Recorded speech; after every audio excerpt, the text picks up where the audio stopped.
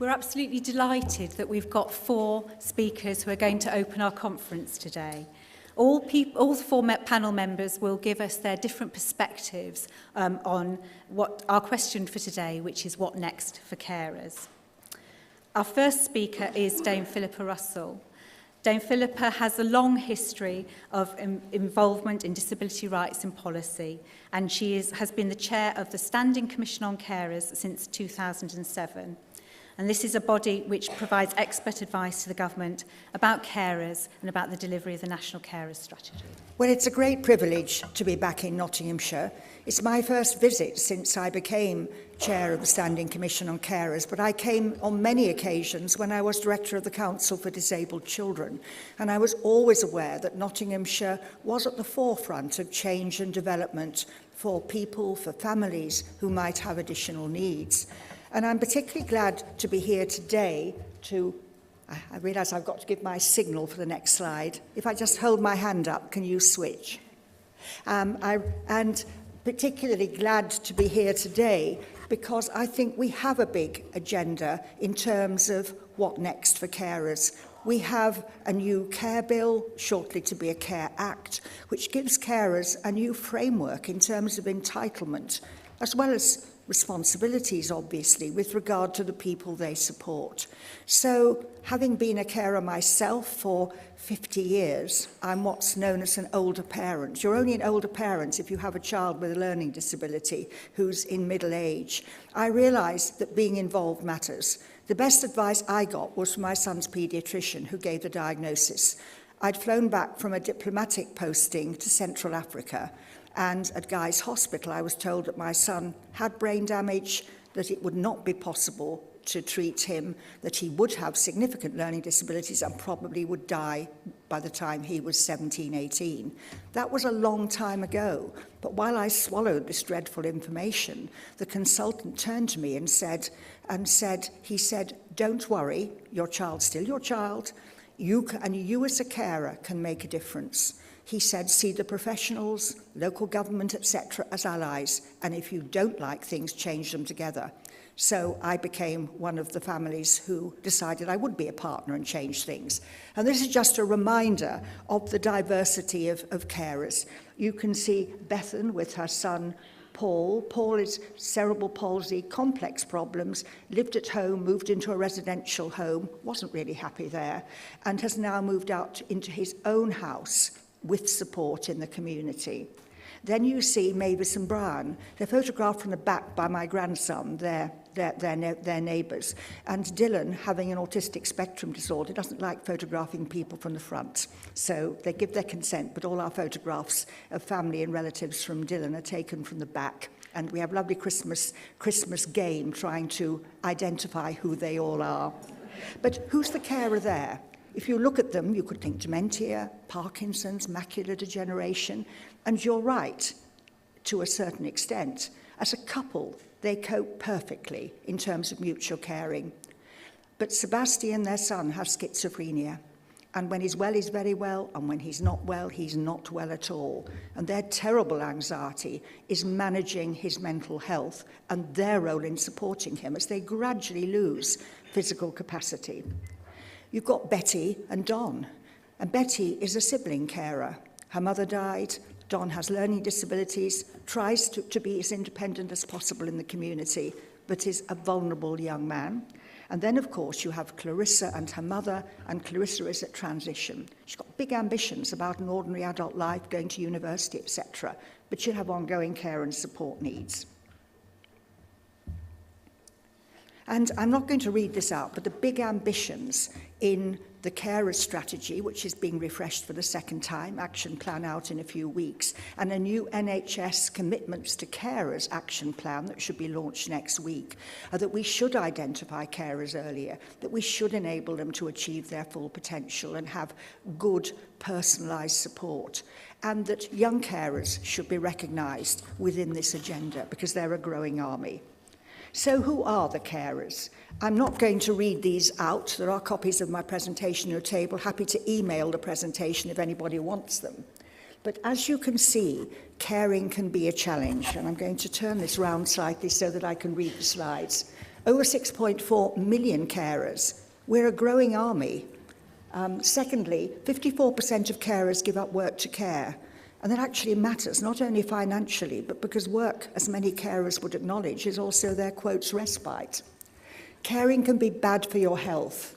If you look at these figures, it shows clearly, these are from statistics from Carers UK, but also from a Royal College General Practitioners survey, that caring affects carers' well-being, mental well-being as well as physical well-being. And 65% of carers don't have time to look after their own health. I've been working with my local Healthwatch in London to get more carers to take up health checks. My G pointed out I wasn't a very good example because I've never had time to get down to the surgery to have mine. But we've now co-located the health checks with the places that carers actually go to. And I was delighted to see community pharmacies here because I think they have a huge potential. I'm always going to my Lloyd's pharmacy in Chichester where my son lives. And really and truly, they're the best people to catch me and push me in the direction of support if I need it. Thanks. Now, looking at the demographic changes, we're an ageing population, and I don't like being described as being part of a demographic time bomb, because actually most carers are older people, and older people are fitter and healthier for longer than they've ever been before, though they do need a lot of support often at end of life. We know that 33% of older people now have at least one long-term condition. A growing number have more than 3. But a survey up in Newcastle found through the local CCGs found that interestingly, the GPs, when asked, thought these older people, including carers, had an awful quality of life. When the people with the 3 long-term conditions over 75 were asked, 75% said, "We're fine. As long as we get information and advice and a bit of support, we've got a good life. We don't see ourselves as a problem, and we'll carry on caring, thank you, if they were carers." So we have to beware of assuming that people are problems. But there are the new survivors. My son is part of the first generation of severely disabled young people who will probably outlive his parents. And that raises some interesting issues for local authorities and others about who's going to provide the support. And of course, the numbers of young people with physical sensory disabilities are going up. Thanks. Next slide, please. So carrying on caring. I'm not going to read all these statistics out. You've heard reference to young carers already, but there is a growing army of young people often supporting people with the greatest levels of need in terms of difficulties like mental health, substance misuse. We have to be sure that they grow up like other young people and find ways of consulting and engaging with them so that they are part of local solutions. I'm doing a lot of work with NHS England and a number of voluntary organisations at the moment preparing for a Young Carers Summit because we want them to be part of the co-production, co-design of new services. Now, the next slide, which is just about to come up, sorry, we've lost the slide there, was just actually looking at the impact of caring roles. And this comes from Professor Saul Becker at the University of Nottingham. And he pointed out the negative side of being a carer, the impact, tensions and neglect of other family members. I've got 3 children. My daughter was very ill when she was young. She's absolutely fine now. But my middle son only told me when he was 21 that he often felt pushed out. I did my best. We did our best.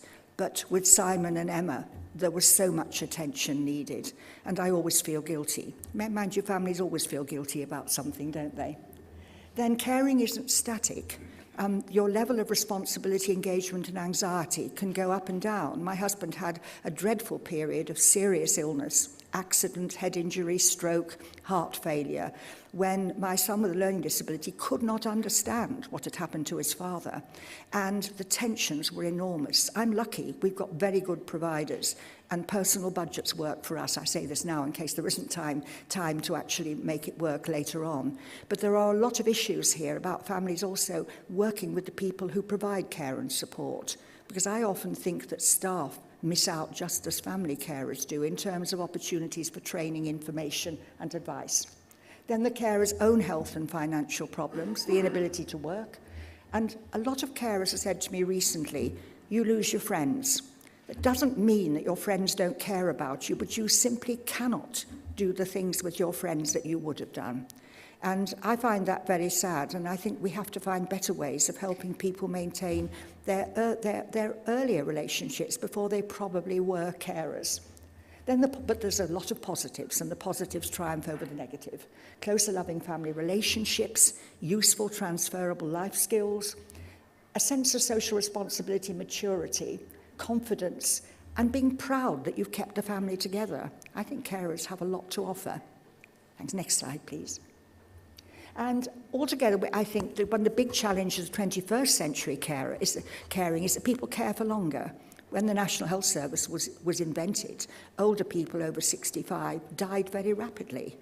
The people with disabilities went into institutions, or they died as well. But now we are actually looking at a roadmap of life, and we have to make sure that the stopping points and the obstacles are addressed appropriately every way, all along the way. Next slide, please. You go on to the next slide. And the challenge for social care and health.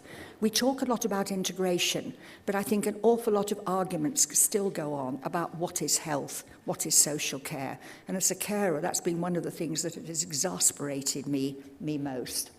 And now, of course, the big ambition is to help people stay at home. Now, here's the challenge, which I will spend a bit of time on this slide. We are receiving a continuing reduction in the numbers of elderly people receiving council-funded care. Now, that's both bad and good.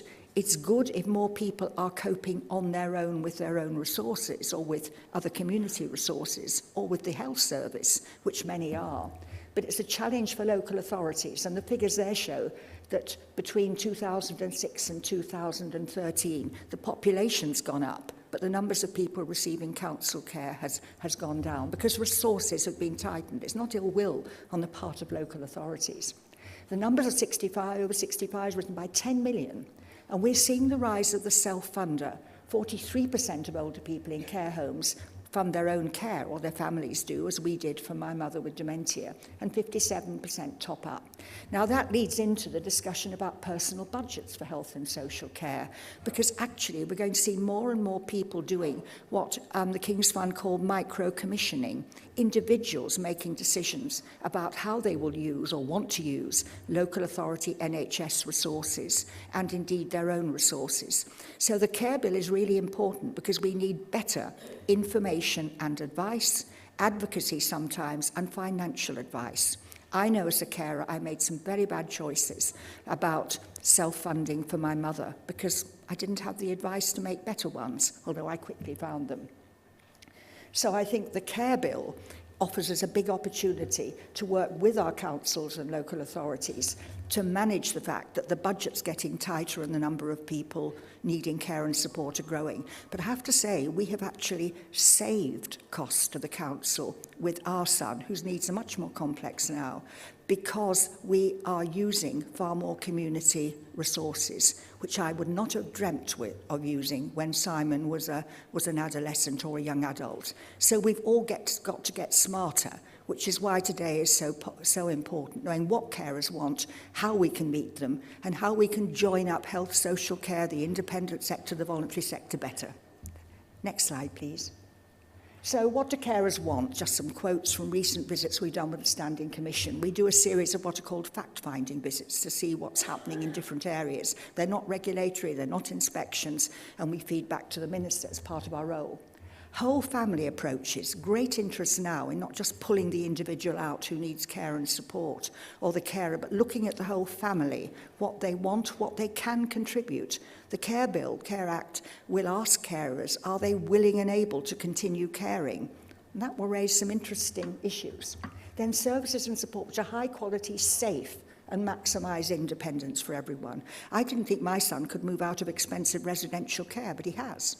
And he's living in his own house with support from us, from the local authority, who's commissioned a very good provider, through the community and through the NHS. And he's saving money.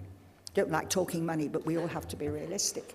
And though thinking quality, all of us who saw the Panorama programme last night are in no doubt that quality matters, safeguarding matters, and all of us have a role and responsibility in ensuring that services are good enough, and watching out for the staff who are under-supported, under-trained, under pressure. There's no excuse for abuse, but I think those of us who are carers can help to co-produce good care. Then thinking prevention.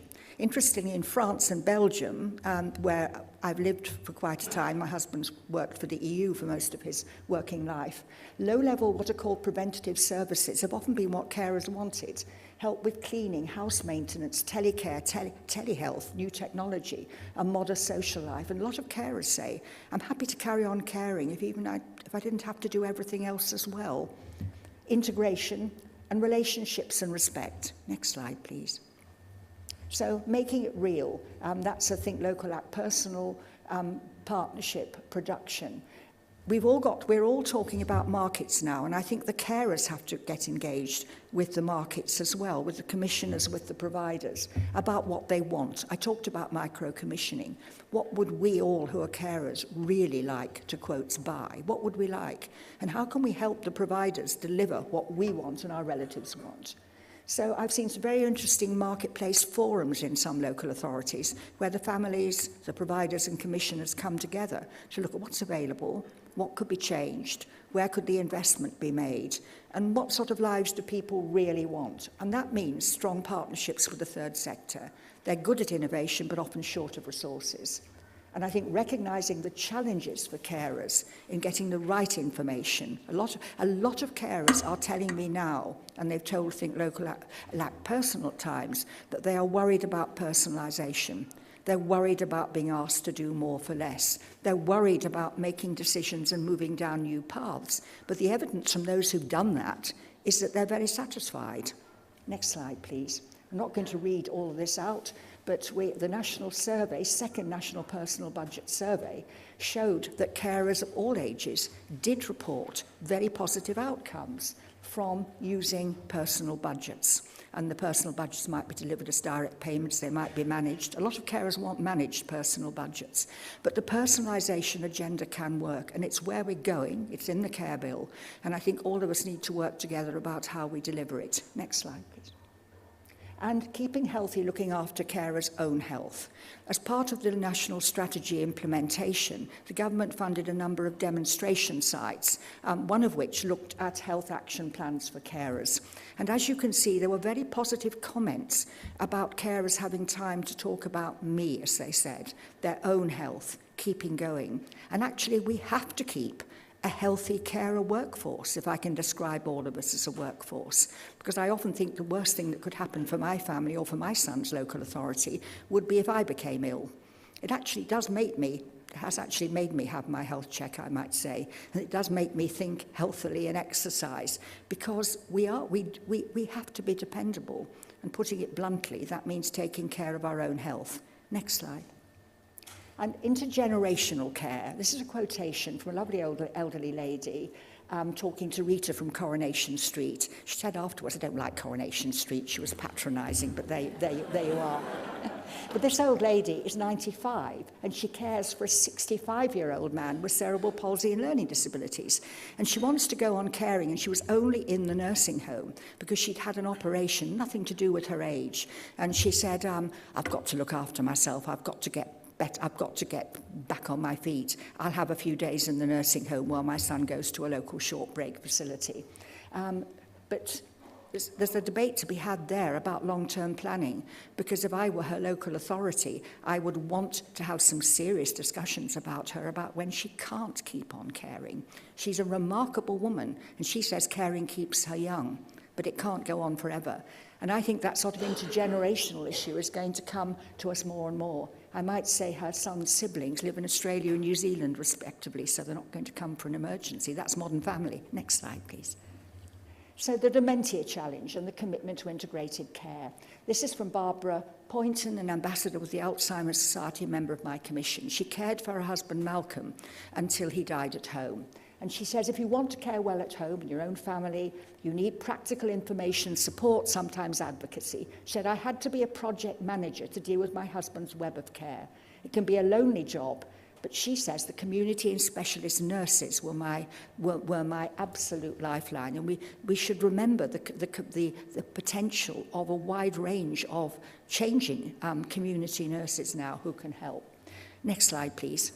This is the web of care. Obviously, some of these services she was only in touch with on a very occasional basis. But as she said, only a carer could really keep in touch with all those people. And when you need the alternating mattress technician, for example, she said you really need him or you're going to end up with pressure sores, which is a burden to the NHS. Next slide, please. The NHS is talking a lot about the House of Care. I'm sure you will hear it at some point if you haven't already. And the House of Care is a metaphor for well-integrated care and support developed with and planned around the individual and the family. The House of Care does include social care, though I'd be interested to hear from David the extent to which NHS England and others are engaging in that debate. But I like the idea of a House of Care because it epitomises the whole family that I talked about. And it allows creativity and recognises the real lives of carers and those they support. So I think it will help all of us, including CCGs, to think about what is a 21st century house of care for the person needing support, the person providing it. Next slide, please. And again, let's think about doing some things very differently. I went to a seminar 2 weeks ago in Birmingham, bringing together the leads in actually thinking about new technology in carers. Some carers will throw their hands up and say, I don't want it. Most will actually admit when they get into it that it makes a difference. We have a smart house for my son. I'll explain smart house in a minute. And here is David. David was injured in Afghanistan, not in conflict. He was in a road traffic accident and is quite severely disabled, but came back determined to get on with his life. He did not want mum doing everything for him. And he says there's a new generation of IT literate younger people who don't need traditional, say, care and support. He said, we understand the potential of assistive technology. We want independence. My smart house gives me that independence and dignity. I'm as safe as a tortoise in a shell, he says. That's what his mother says. I shut my front door like anyone else, and mum knows I'm safe and can go back to work. His house has a whole range of sensors and action switches, etc. And he needs minimal care and support. Before he had the house, the smart house, which was an expensive investment, he was costing thousands of pounds a week in care, and he didn't like it. He said care and support can be invasive. They're not always about support. This may not be for everyone, but my son has telecare, and it's been a godsend to us because he is able to continue to sleep in his house at night without living care and support. That saves everybody a lot of worry and a lot of money to the local authority. And actually the system works. We have one dreadful disaster. I regret there's a lot of hate crime around for disabled people in some areas, where some kids set fire to his fence and the conservatory at the back of his house, and they all went up in flames.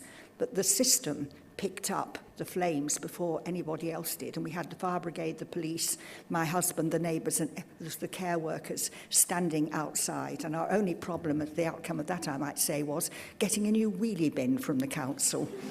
And our community policeman went and got us one. But I just quote that, not suggest that somebody living on their own is going to have a fire, but just to say this system, it works. Now, next slide, please. I'm going to go through these very quickly because of time. So, looking to the future, these are my last couple of slides. Market development. We've all got to be part of market development. We are in other areas of life, what we buy for our houses, for ourselves, our cars. We want new innovative services and models of care, but you as carers and the users have to be part of that design, and they have to face some of the challenges around the present budgets. Secondly, innovation and integration. We need to empower carers and those who use services to make really well-informed choices. And that can make all the difference in the design or delivery of local services. Somebody said, a carer the other day, we need to integrate around individuals, not around services. And if we integrate around individuals, we'll get it right. And then supporting that diverse marketplace for care and support. And ironically, a big French study, which was part of an OECD project, that's an international project that regularly reviews services across the EU and some beyond, found that if you actually increased and invested in the carers and the care market, more carers actually were able to continue in employment, and they spent more in the local economy. You had people beginning to come into care work in care as a viable career option. I do worry at the minute too many of our carers are coming in because they can't find anything else. And I'm well aware that my son's carers, who have very diverse backgrounds, we've had a former plumber, a former lawyer, a former teacher, and they've come in, they didn't want to work full time. We have 2 carers, but they've been trained, they've been supported, and they have a one-to-one relationship with my son and us, and with the other people they support. And I thought last night with Panorama that a lot of paid carers don't have a chance to develop the relationships which hopefully would mean that they behave better and got more job satisfaction. There is a real challenge here about skills for care, and I think skills for care for those of us who are carers. Because the first time I tried to lift my husband when he fell in the bath, and I'd never needed to with my son, I'd always managed somehow to sort of move him when he had difficulty. I put my back out, and I thought I should have been trained before my husband left hospital, because it didn't much help if I couldn't move him and he fell on the ground, and I had to continually ask my 2 next-door neighbours' hefty sons to come and pick him up for me. Next slide, and this has come to the end. Now, this is the changing role of carers, and this comes from a King's Fund commission. It's out for consultation now if you Google the King's Fund. And the intention is to have a proper conversation about what they call a new settlement for health and social care, because frankly, the lines are often blurred. And how many times do we as carers have these arguments? Is it health when somebody has incontinence problems, needs help with feeding, etc., i.e. is it due to the condition, or is it social care and support? It doesn't help either agency, it doesn't help us. And the King's Fund says, in terms of assessing where we are now, the role of carers must be considered. The NHS and social care systems have some 3 million paid staff between them in England, but they are far outnumbered by 6 million informal carers who provide at least some help each week to family and friends, and a further 3 million are volunteers. Without this vast unpaid workforce, health and social care would collapse. By 2017, we'll reach a tipping point where the numbers of older people needing care will outstrip the numbers of out-of-work-age families. How can we best support, engage and value the 21st century carer, whose lives and tasks are so very different from their predecessors when we launched the welfare state in 1948? And I think all of us have to discuss that. Families and carers will have to do more, but they might want to do, but if they do more differently, it may be a pleasure rather than in some cases burdensome and frighteningly overwhelming. Equally, we have to use the resources, unpaid and paid, that we have in the community in a very different way. So this is a question for all of us. And my final slide is actually a quotation from Trevor Thompson. He's from the Society for Academic Primary Care, and he spoke at a conference a couple of years ago about early identification. And he said there's not much point in identifying people if you don't do something for them. But equally, there aren't enough services to do everything for everybody. So what's the best thing that we can do for carers?